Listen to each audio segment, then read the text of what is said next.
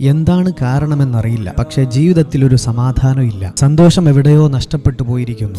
വലിയ പ്രതീക്ഷയോടെ തുടങ്ങിയ പലതും പരാജയപ്പെട്ടു പോകുന്നു. ജീവിതം തന്നെ മടുത്തു പോകുന്ന അവസ്ഥകൾ വരാറുണ്ടോ? ഒന്നൊറ്റയ്ക്കൊന്ന് ആലോചിച്ചു നോക്ക്. ജീവിതയാത്രയിൽ ആരുടെയെങ്കിലും കണ്ണുനീരിന് കാരണമായിട്ടുണ്ടോ എന്ന്. ഒരാളുടെ കരഞ്ഞു കലങ്ങിയ കണ്ണുകൾക്കും തകർന്ന് തരിപ്പണമായ ഹൃദയത്തിനും കാരണം നീയാണെങ്കിൽ അതിന് പലിശ ചേർത്ത് തിരിച്ചടി കിട്ടുമെന്ന് ആലോചിക്കുക. അത് നീ ആക്രമിച്ച, നീ വേദനിപ്പിച്ച ആളിൽ നിന്ന് തന്നെ ആവണമെന്നില്ല. നീ ഒരിക്കലും പ്രതീക്ഷിക്കാത്ത ആളിൽ നിന്നായിരിക്കാം. ജീവിതത്തിന്റെ സായാഹ്നത്തിൽ മാരകമായ അസുഖങ്ങളെ കൊണ്ടായിരിക്കാം. അഭിമാനത്തോടെ ജീവിച്ച, സമ്പൽ സമൃദ്ധിയിൽ ജീവിച്ച നീ ദാരിദ്ര്യത്തിന്റെ പടുകുഴിയിലേക്ക് എത്തിപ്പെടാം. നബി സല്ലല്ലാഹു അലൈഹി വസല്ലമ തങ്ങൾ പറഞ്ഞ വാക്ക് ദഅവത്തുൽ മദ്ലൂം, ആക്രമിക്കപ്പെട്ടവന്റെ പ്രാർത്ഥന. ആരെങ്കിലും നമ്മളെപ്പറ്റി റബ്ബിനോട് കരഞ്ഞുകൊണ്ട് പറഞ്ഞിട്ടുണ്ടെങ്കിൽ ആ വാക്കിന്റെ പ്രതികാരം നമ്മൾ അനുഭവിക്കേണ്ടി വരും. ജീവിതാന്ത്യം വരെ നിങ്ങൾക്ക് സമാധാനം വേണോ? ഒരാളുടെ കണ്ണുനീരിനും കാരണമാവാതിരിക്കുക.